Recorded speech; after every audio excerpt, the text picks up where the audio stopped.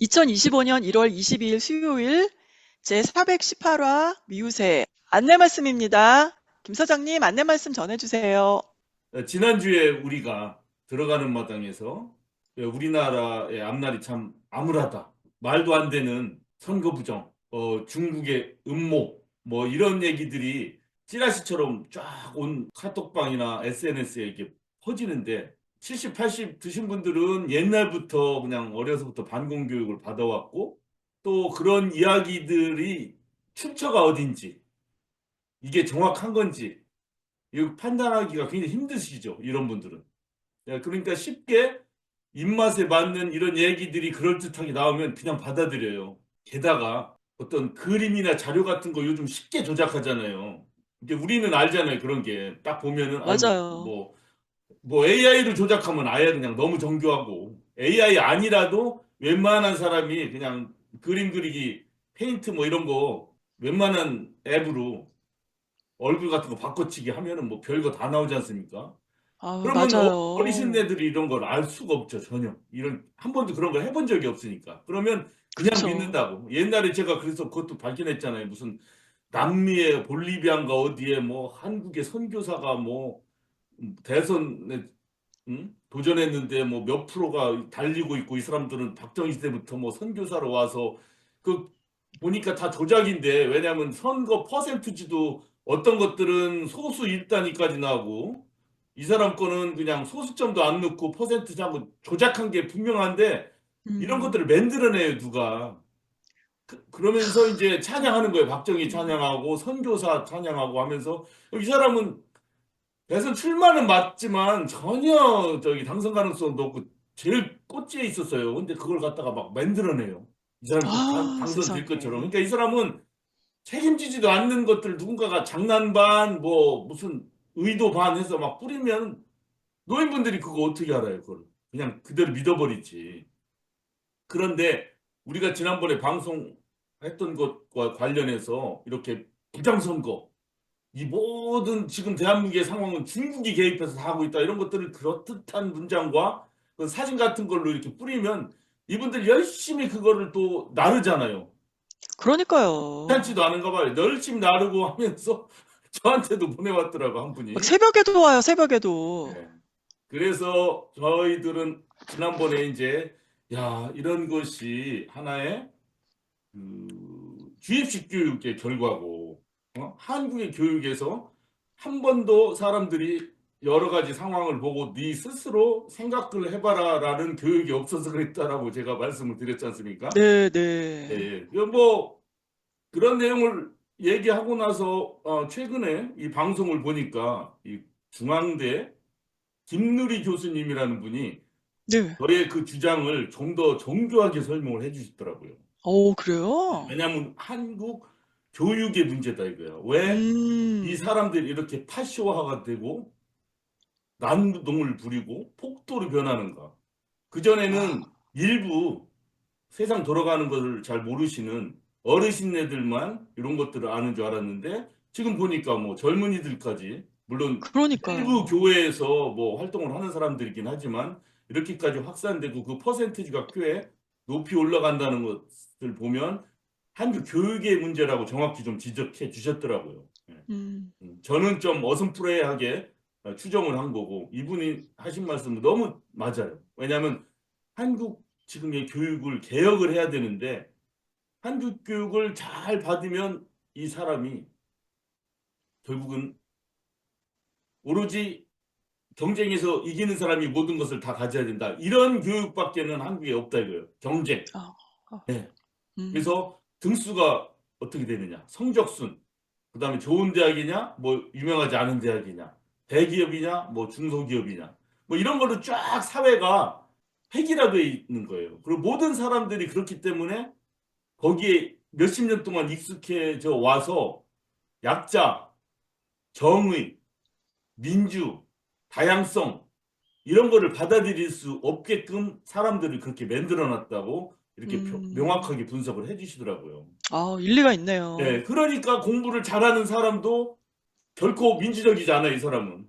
공부 잘해서 더 많이 돈 벌고 더 많은 권력 차지하는 것에만 집중이 돼 있고 민주적이거나 누구의 얘기를 듣는다거나 남을 존중한다든가 이런 것은 전혀 평가하지 않잖아요, 우리가 학교에서. 맞아요. 그러니까 그런 네. 사람으로 변하는 거고 그런 사람들이 결국 이런 식으로 선과 악 구별하고 가짜 뉴스에 현혹되고 나한테 유리한 거면 다 받아들이는 거예요. 그냥 틀리더라도 근거가 없더라도 받아들이고 그것으로 세를 불리고 정권만 잡으면 되고 권력만 잡으면 되는 걸로 이렇게 나간다라고 그 김누리 교수님이 잘 음. 설명을 해주셔서 제가 지난번 얘기했던 거하고 그 김누리 교수님과 얘기를 이렇게 들으니까 현 상황에 대해서 좀 이해가 좀 넓어졌습니다. 그렇군요. 그래서 예. 그러면 예를 들어 저도 지난번에 충청도 시골에서 계속 반경 교육 받고 민준이 무슨 뭐 다양성인이라서 한 번도 어른들한테 또는 선생님한테 얘기를 들어본 적이 없는데 누구는 그럼 그래도 민주적인 의식이 생기고 누구는 끝까지 계속 권력을 쫓아서만 가느냐 이렇게 바뀌잖아요. 그것이 뭐냐면 학교에서는 그런 교육을 잘 못 받았지만 결국 보면은 대학교나 뭐 교회 이런 데서 동아리 모임 같은 거 하지 않습니까, 우리가? 맞아요. 네. 뭐 그런 것들을 하거나 어떤 좀 더는 뭐 학생회 조직에 들어간다든가 뭐 이런 거를 하게 되면은 더 민주적인 의식을 갖게 돼요. 왜? 동아리만 하더라도 그것이 무슨 뭐 풍물패 동아리든지 등산반 동아리든지 거기에서는 사람들이 서로를 확인하지 않습니까? 넌 뭐 좋아해? 나 이거 좋아해. 그럼 좋아하는 사람끼리 모이고 모이는 과정에 여러 명이 있기 때문에 다른 의견들을 모으고 요번에는 무엇을 하자. 요번에는 어디 산으로 가자. 요번에는 어떤 풍물을 치자. 이렇게 협의를 통해서 뭐 결정하게 되잖아요. 그리고 우리 동아리가 체계를 갖추기 위해서는 뭐 회장을 뽑아야 된다. 이럴 때 투표도 하고 뭐 여러 가지 토론도 하고 이렇게 되잖아요. 그러니까 바로 이런 동아리 모임이나 조금 더 구체적으로는 학생의 조직이라든가 노동조합 이런 것이 민주주의 교육의 산 교육장이라고 많이들 음. 얘기하잖아요. 그래서 그런 것들을 하게 되면은 꼭 좌나 우 그런 거 상관없이 아, 남을 존중해야 되는구나. 내 주장을 펼칠 때 남의 주장도 들어야 되는구나. 다수결이 무언가. 다수결이지만 소수 의견도 중요하다. 뭐 이런 것들을 몸으로 깨쳐나가는 거죠, 다. 그래서 그런 경험을 한 사람과 안 한 사람들이 이렇게 차이가 나게 되는 거 아닌가 이런 생각이 들어요. 그래서 늘 우리가 많은 분들이 얘기하는 것이 깨어있는 시민들의 조직화 이렇게 얘기하잖아요. 그러니까 네. 조그만 조직에라고 해서 뭐 대단한 무슨 조직이 아니라 이렇게 조금 소모임이든지 취미 모임이든지 어떤 독서 모임이든지 세월호 모임이라든지 우리 방송도 미주한인 우리 세상 방송도 하나의 사실은 조직이지 않습니까? 여기서도 많이 얘기하잖아요. 다른 의견 서로 네. 얘기하고 존중하고 결정하고 진행하고 또 평가하고 뭐 이렇게 하지 않습니까? 그래서 이런 것들이 특히 미주 사회에서 특히 중요한 것 같아요. 이런 모임 활동, 소모임 활동, 동아리 활동, 취미 모임 활동 이런 활동들이 거기에서 민주주의를 배우고 그러다 보면 우리가 민주주의 가치를 소중히 여기고 서로 함께 어울리고 어떻게 하면 민주적으로 결정하고 실천을 해나갈 것인가 이런 것들이 몸에 배이게 되는 것 같습니다. 그만큼 우리 민주 사회에서 소모임 활동이 아주 중요한데 이런 활동을 열심히 하시던 두 분이 아주 연초에 돌아가셨습니다. 안타깝게도. 네, 맞아요. 예, 그래서 오늘은 그 소식을 좀 안타깝지만 전해드려야 됩니다. 네. 네. 우리와 함께 활동해 오신 정선영 박사님 아시죠? 조셉정 박사님. 네, 바로 우리 이분입니다. 예, 경남에서 태어나시고 부산대에서 학사를 받으시고 오하이오 주립대에서 박사를 받고 이 노스캐롤라이나 지역에서 여러 가지 그 활동들을 많이 하셨어요. 온라인 뭐 다음 카페도 운영하시고 또 상당히 많은 분들이 그걸 이용하고 있죠. 동포들을 위해서 이분이 정서영 박사가 그거는 노력봉사를 해서 많은 분들이 그 도움을 받고 있잖아요. 맞아요. 한국에서 여기 그랬어요. 오시는 분들 또 중고물품 사고 파는 분들 이런 분들이 우리 조셉정 박사가 만든 그 카페에서 지금 그 혜택을 보고 있어요.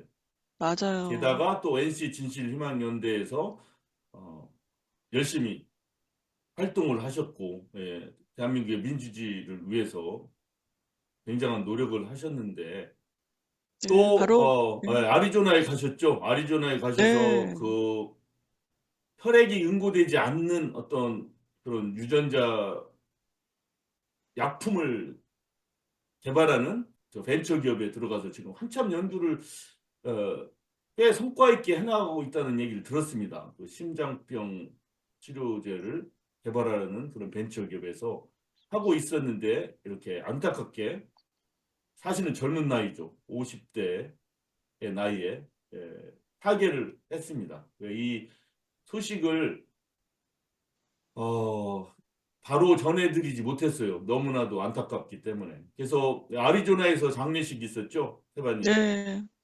우리 정선용 박사님이 2025년 1월 2일 영면에 들었어요. 그리고 1월 20일 장례식을 치렀고요. 자, 장례식 사진 한번 보시겠어요? 네. 아유, 이게 바로 지난 엊그제 월요일이었는데 저 도저히 믿겨지지가 않았는데 이 장례식장에서 우리 정선용 박사님 이름이 보이고 또 사진을 보고서 이제서야 실감이 되더라고요. 아, 우리가 아는 그 정선용 박사님 맞네. 이제 이러면서 네, 장례식을 치렀어요.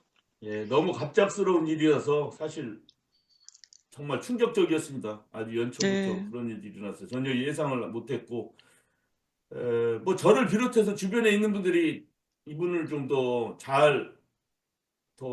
감싸 안지 못한 어떤 죄책감 같은 것 있는 것 같아요. 저를 비롯해서. 저도 지금 그런 생각을 좀 많이 하고 네. 있습니다. 너무나 안타깝고 또 우리 정 박사님은 굉장히 반듯하신 성품이에요. 그 주변에 그 굉장히 부담 안 주시려고 노력하셨고 또 항상 도움이 필요하면은 도움을 주려고 하는 그런 성품이셔가지고 정말 좋은 이웃이자 친구이자 또 동료 그리고 동지였거든요.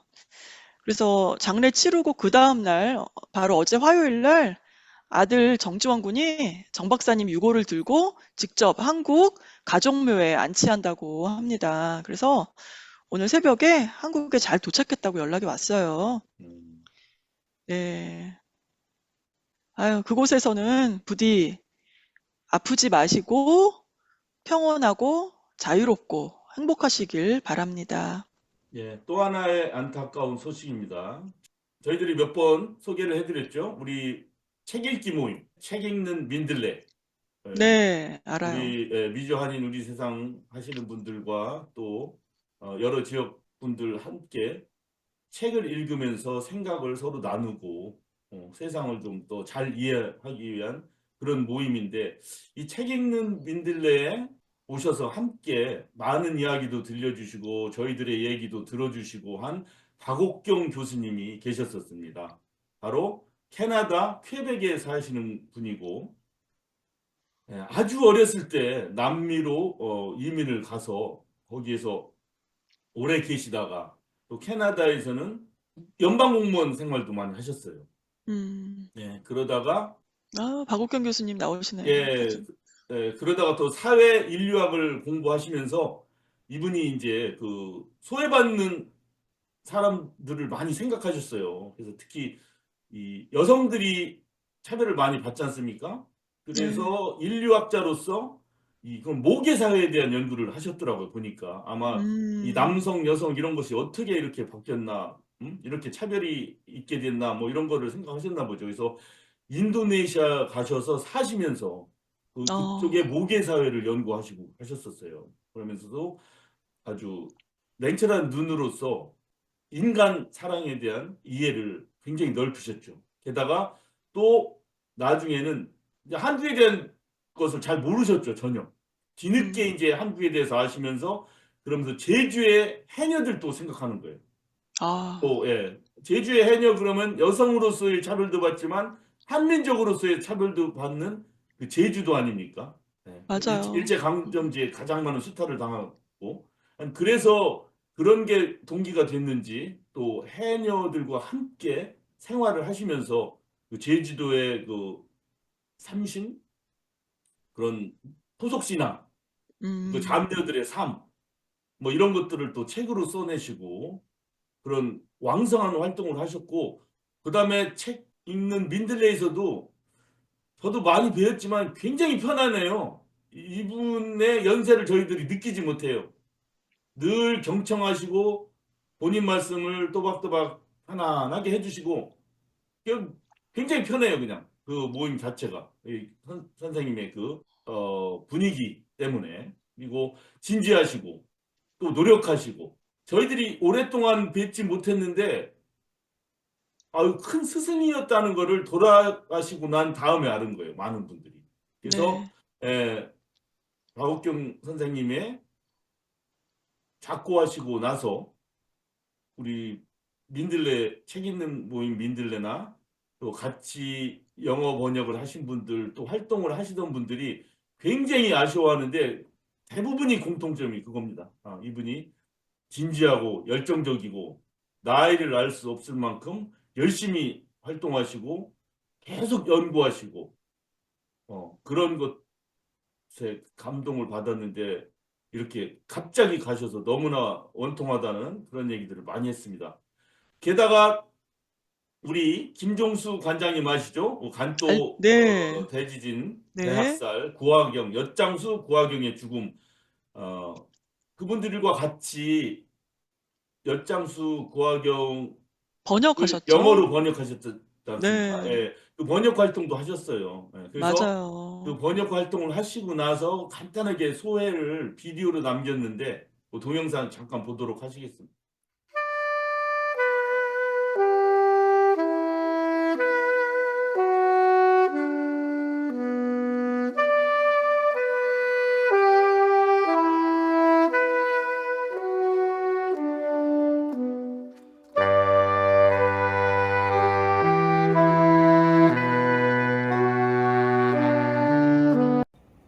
네, 저도 깜짝 놀랐어요. 제가 그런 얘기를 생각도 못했고. 근데 こういうことをやった私について私もびっくりしました。이분 린다모님의 덕분입니다. それは全部リンダモンさんのおかげです。 절대로 이런 게 있는데 함께 번역을 하자고.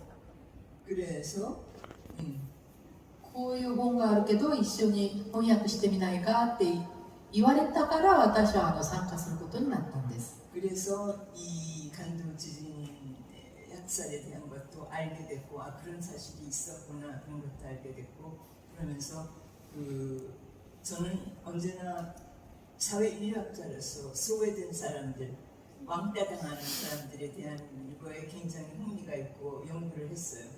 그러니까 이것도 거기에 들어가잖아요. 한마디만 더 붙이자면 저는 60년 전에 한국을 떠났어요. 고등학교 끝나고. 그러니까 한국 역사에 대해서는 전혀 몰라요. 근데 이제 이렇게 접촉을 하면서 내가 얼마나 한국 역사를 몰랐다는 거를 인식하면서 여기서부터 시작해야 되겠다 해서 이 일을 함께 하자고 했습니다. 그래서 연방정부에서 은퇴를 하고 어떻게 우연히 제주를 가게 돼서 그렇게 해서 제주의 제주 사회, 제주 해녀들, 그 제주의 그걸 뭐라고 하죠? 이 중심과 연방 그 갈등 너무 마음 아픈 거예요. 그거를 보니까. 그래서 그거 공부 시작해가지고 좀 책을 썼습니다. 제주의 역사와 해녀에 대한 사회에 대한 책. 그래서 지금 그거 2018년에 영어와 불어로 나오고 지금 서울에서 민속원에서 한국말로 번역된 거 지금 마지막 이번 달에도 나올 수 있어요. 그래서 지금 그런 사정이 있습니다. 그러니까 저는 지금 80살이 다 됐는데 다시 배웁니다. 그래서 다시 돌아와서 한국을 알게 되고 그런 사람입니다. 父は